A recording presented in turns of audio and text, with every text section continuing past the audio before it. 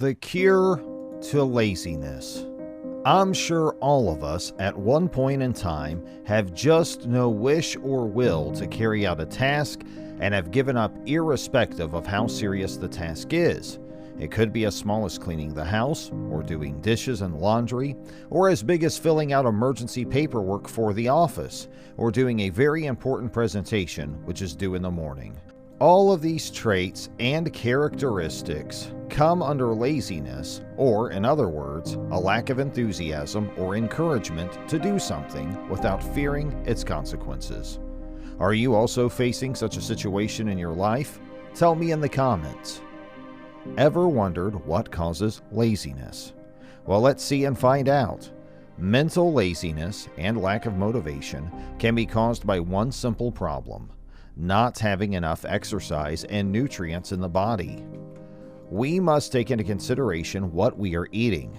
Healthy foods, which are high in protein, such as green leafy vegetables and fatty fish, can help to cope with laziness. Research also suggests eating berries and walnuts and drinking coffee or tea can get rid of or help in overcoming laziness. I'm sure most of us will be surprised to hear this, but there are lots of types of laziness, and here we will discuss what they are in detail. Confusion, where we don't know what to do. Neurotic fear, where we don't know what to do. Fixed mindset, where you have a fixed mindset that if you do something, everybody will think that it's stupid, so you give up in the end. Lethargy, where you feel like you have no energy or are too tired to do anything. Apathy, where you just don't care or give up taking care of the task at hand. Regret, when you realize you're too old to start something and end up not doing it and regret not doing it earlier. Identity, where you judge yourself as a lazy person, therefore not doing anything or not taking action towards changing yourself. Shame, where you identify yourself as a lazy person and feel shameful of it but still do not do anything about it. If you have ever thought of or fall into these categories, here are some ways to overcome them. Confusion, where we don't know what to do or are unclear about how to do it. This is the most common problem faced by everyone, especially teenagers. The best advice I can give you is to do some research. For example, if you're unsure about your career path and don't know what to do some research. Find your interest area and seek an expert's help, and they might give you a clearer and better understanding. Also, yoga and meditation is a good exercise to clear your thoughts and is very helpful in finding inner peace and might also bring some clarity into the tough situation you're stuck in. Neurotic fear, where we don't know what to do. Let us be honest and say that all of us at one point have faced this extreme fear where we don't know what to do in a given situation, and it is too hard to even think of a solution, so we just give up. Here one must realize that it is okay to have this fear and accept it. Maybe take some time, but not too much, to think about the situation you are in, and once we do that, I think we are a lot calmer and less nervous about the situation, and that at some point we will be able to find what we are looking for.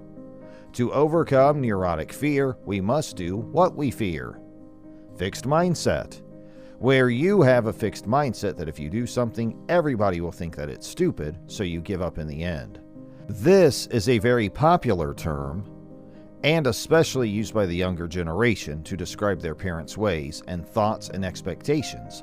And because of these things, and not being able to meet your parents' expectations, we either give up on the idea of pleasing them or rebel against them. Sometimes you are in a constant dilemma of whether you should do something or not, or what if people think you're stupid for doing something different, and we are in a constant struggle with the what ifs. So it is important to know that we are always the best judge for ourselves, as we know what we are capable of and should do things which will make us happy and live a content life. Lethargy, where you feel like you have no energy or are too tired to do anything. This is one of the main reasons for laziness in our lives, where we invest too much of our energy and sources pitting our lazy part. The more we try to get rid of this feeling, the stronger it becomes in our minds, and finally we end up giving way to our lethargic minds.